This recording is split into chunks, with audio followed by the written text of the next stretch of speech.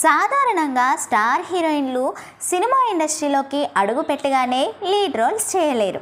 ఇండస్ట్రీకి వచ్చిన స్టార్టింగ్ స్టేజ్లో ఏదో ఒక క్యారెక్టర్ ద్వారా సినిమా ప్రపంచంలోకి అడుగు పెడతారు.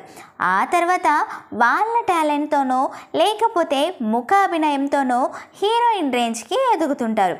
కొందరికి ఫస్ట్ సినిమాతోనే హీరోయిన్ అయ్యే ఛాన్స్ వస్తుందేమో, కానీ మిగిలిన వాళ్లకు హీరోయిన్గా లాంచ్ కావడానికి కొద్దిగా టైం పడుతుంది.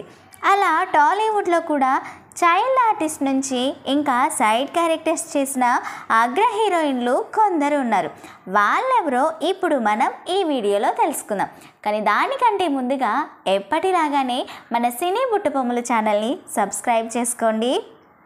స్టార్ హీరోయిన్ శ్రీలీల చైల్డ్ ఆర్టిస్ట్గా తన కెరీర్ని ప్రారంభించారు. చిత్రాంగద సినిమాలో శాలినీదేవిగా శ్రీలీల నటించి అందరినీ మెప్పించారు. చాలా వరకు అందరూ పెళ్లి సందడి సినిమాతోనే తెలుగు తెరకు హీరోయిన్గా పరిచయం అయిందని అనుకున్నారు.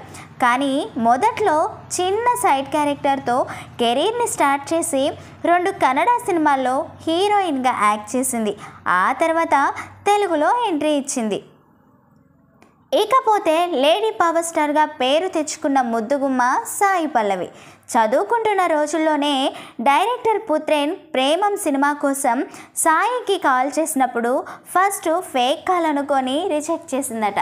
అయినా మళ్ళీ చేస్తుండటంతో ఈసారి కాల్ చేస్తే పోలీస్ కంప్లైంట్ ఇస్తానని కూడా బెదిరించిందట సాయి. ఆ తర్వాత అసలు విషయం తెలుసుకొని ప్రేమం మూవీతో మన ముందుకి వచ్చారు. దీనికంటే ముందుగా తమిళంలో, ఆ తర్వాత దామ్ ధూమ్ యాక్షన్ థ్రిల్లర్ సినిమాలో కంగనా రనౌత్కి చెల్లెలుగా యాక్ట్ చేసింది. హనుమాన్ మూవీతో అమృత అయ్యర్ హీరోయిన్గా ఎంట్రీ ఇచ్చిన సంగతి మనందరికీ తెలిసింది. ఈ మూవీ కంటే ముందుగా రజనీకాంత్ గారు హీరోగా యాక్ట్ చేసిన లింగా సినిమాలో సైడ్ క్యారెక్టర్లో మెరిశారు.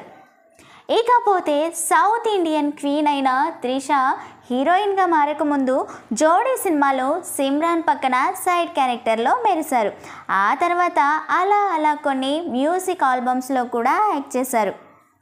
ఎక్స్ప్రెషన్ క్వీన్ రీతూ వర్మ హీరోయిన్గా ఎంట్రీ ఇవ్వకముందు ఎన్టీఆర్ నటించిన బాద్షా సినిమాలో కాజల్ ఫ్రెండ్గా యాక్ట్ చేసింది.